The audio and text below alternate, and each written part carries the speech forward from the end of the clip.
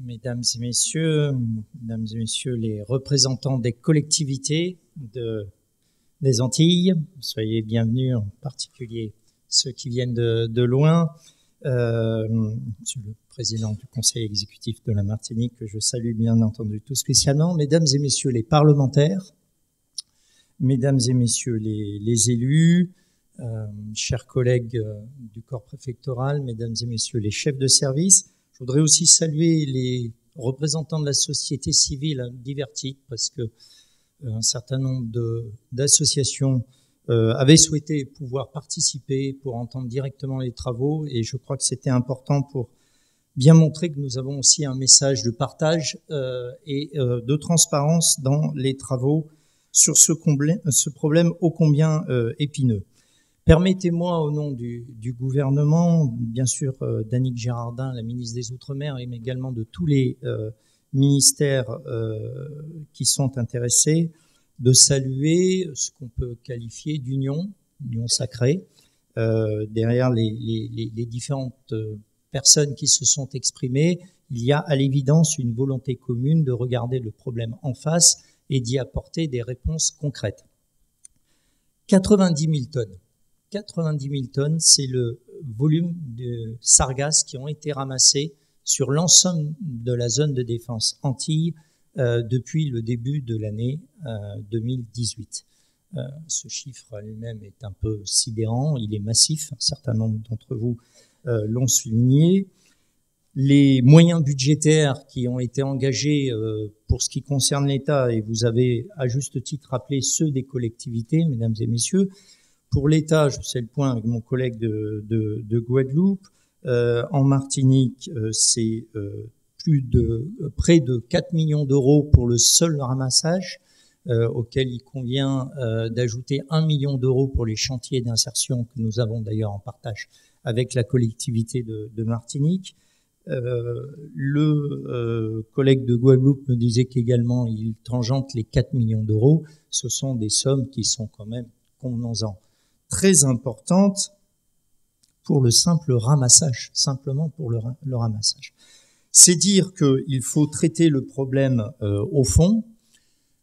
Le président de la République a eu l'occasion de s'exprimer pour l'ensemble des Antilles, mais il l'a fait en Guadeloupe la semaine dernière, pour rappeler que la solidarité nationale a joué et continuera à jouer, je le dis très clairement.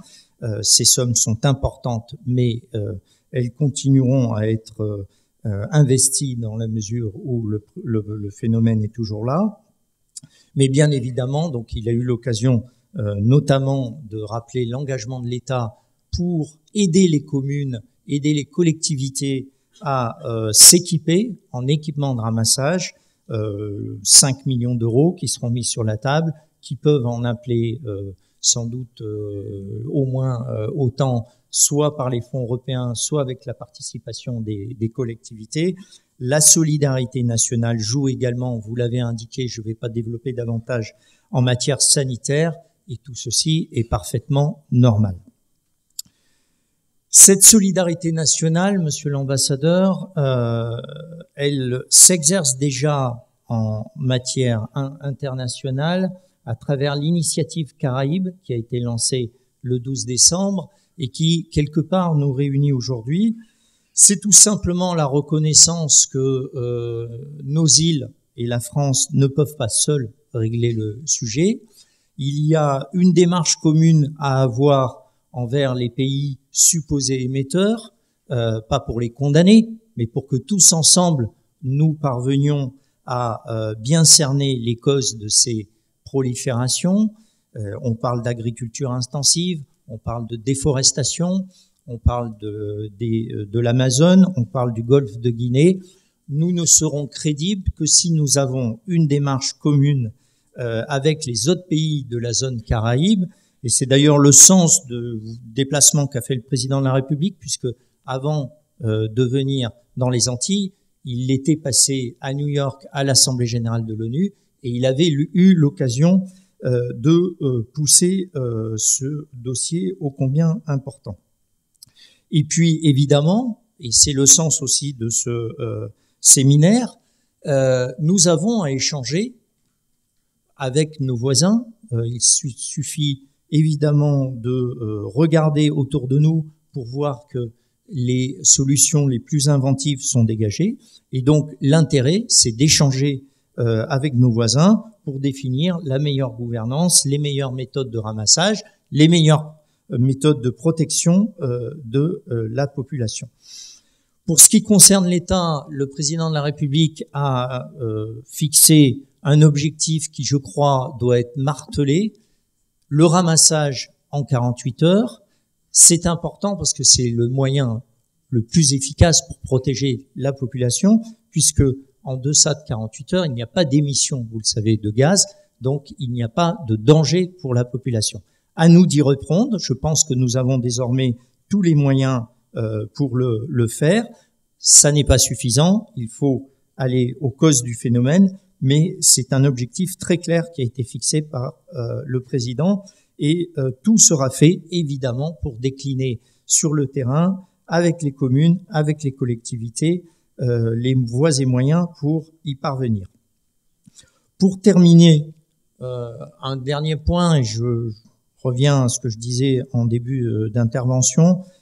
Moi, je me félicite que ce séminaire se tienne aujourd'hui avec autant de participants.